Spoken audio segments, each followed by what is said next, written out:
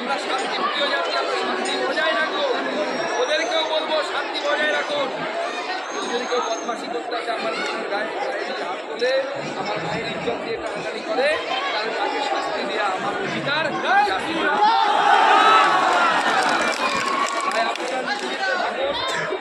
আমরা আপনাদের পাশে আছি, আমাদের যত দূর শক্তি আছে।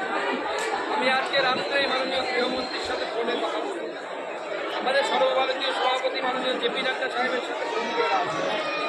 এই যে ভয়ঙ্কর পরিস্থিতি, এই পরিস্থিতির মধ্যে আমাদের সকলকে একত্রিত হয়ে লড়তে হবে। এবং আমি মুসলিম সমাজের যারা শুভবুদ্ধি সম্পন্ন মানুষ আছে তাদেরকেও বলবো, আপনারাও এর বিরুদ্ধে আওয়াজ জোরদার করুন। এই দেশে হিন্দু থাকবে না, এটা চলতে পারে না।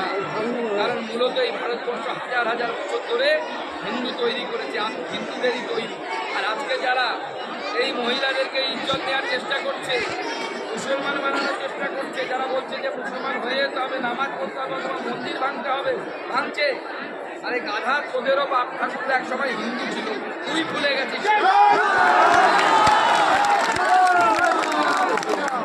সেই সময় ভয়ে তোরা মুসলিম হয়ে গেছে।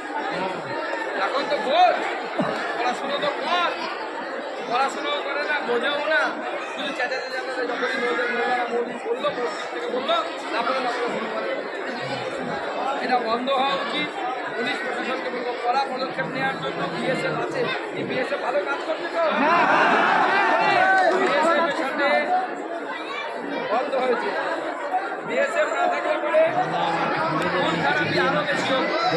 রাজ্য পুলিশ চাই না, রাজ্য পুলিশ চাই না। এখন কেন্দ্রীয় বাহিনীকে কেন্দ্রীয় বাহিনী চাই, রাজ্য পুলিশ চাই না। আমরা আরো মানুষ চাই না, আরো মৃত্যু করছে, আমরা পুলিশ চাই না, বাহিনী আমরা পুলিশ চাই। এক থেকে দুবার সেখানে থাকুক,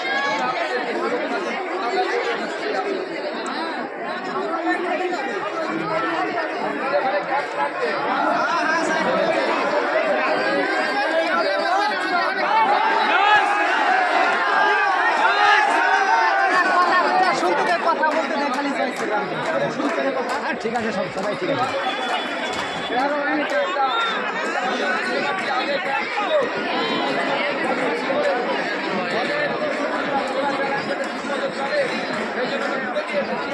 জলে দিয়ে